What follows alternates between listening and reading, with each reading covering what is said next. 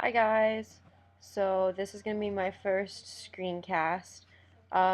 Since we're supposed to talk about different e-portfolios found online, I just followed the instructions and I went to Google and I Googled something really generic and simple like online e-portfolios. And this is the first one that I found that felt kind of sort of relevant to what we were doing. I'm going to go to the home page here.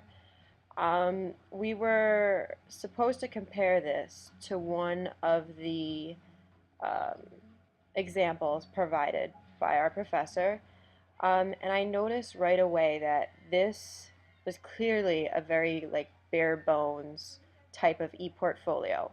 Um, the one that I chose to compare this to is the artist that was posted. Again, this artist clearly put that as his focal point for his e-portfolio, which makes sense considering his profession. And then you compare it to the one that I found of this woman, Anne, and it's really plain. Now, I consider that to be kind of a negative, but on the flip side of it being plain, you are able to easily read and navigate through this. You can clearly see that you have a home page, you have the About Me, the My Professional Goals, the coursework, resume, and contact information. These are all really important parts of an e-portfolio. Um, Now, we'll start with the positives just because it's better to start off on a good foot. So the positives is that it's easy to navigate. I think it's logically presented. You can tell it's smart to start with a homepage with an opening about yourself, which she clearly does, as you can see here, telling where she's from. I do think it's kind of redundant then that she does have an about me, but that's logically probably the second page that should be there. My professional goals is also a very smart way to follow to tell people kind of what you want to do with your life. Now, in comparison, I think she took a very good kind of point from this artist as well, just because he also logically has his presented. He has his gallery, blog, about me, and prints. So I think they share that common ground. I also think that this is, while it's plain, it's well edited. You know, she was able to put herself in this header. Um, she has clearly, you know, her current living space or hometown in the background. I think that was a nice touch. And I also believe her writing is very well worded. You can tell reading through this that she's an intelligent person who knows how to use spell check and or hired an editor. Um, I mean, I don't know if this is a good thing necessarily, but it was one of the first hits that came up on Google as well, meaning it's probably highly viewed. And I also think it's a very good starting point for people who don't have an e-portfolio just because it's so simple to read and understand. It's a good place to start. Meanwhile, this artist clearly did not start here. This has clearly been an accumulation of a lot of work. Now, the negatives about the one that I Googled, I believe, is that it's bare bones. Again, I mentioned that before, that I do believe that this is a negative. It doesn't give you a very good shot of your personality.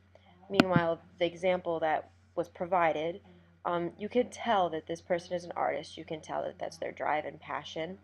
And even if you couldn't tell, you can go to a gallery over here that gives you a whole list of things that he's done for different, you know, organizations or what have you.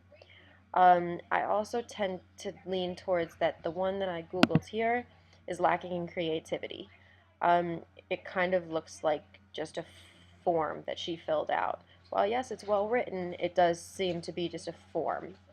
Um, Piggybacking on that, I don't think there's much personality in here. She clearly put a lot of work into her header, and it seems to have fallen off throughout the rest of the portfolio.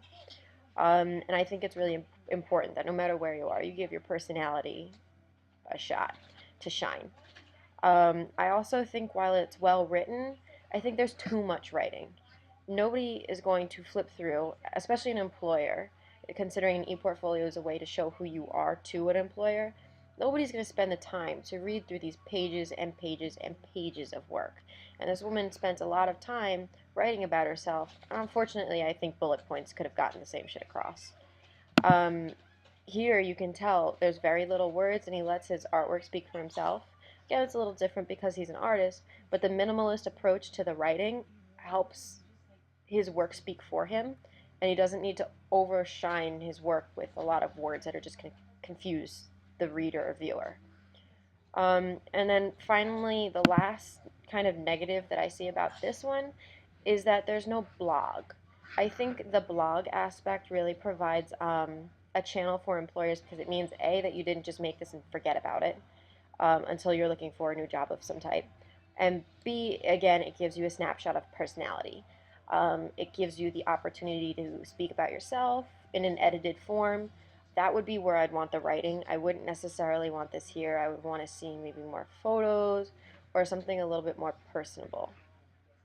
So I think I've covered everything about the comparisons and contrast between these two portfolios and the positives and negatives. I do think they both have their positive points, although overall I do have to say that I think this artist is definitely a better way to go if you were to sort of channel yourself into an e-portfolio. You can clearly tell that he's passionate about his work and he didn't just spend the time to fill out a form and then submit it and call it a day. He clearly came back to this and he constantly updates it just because you have this blog area right here.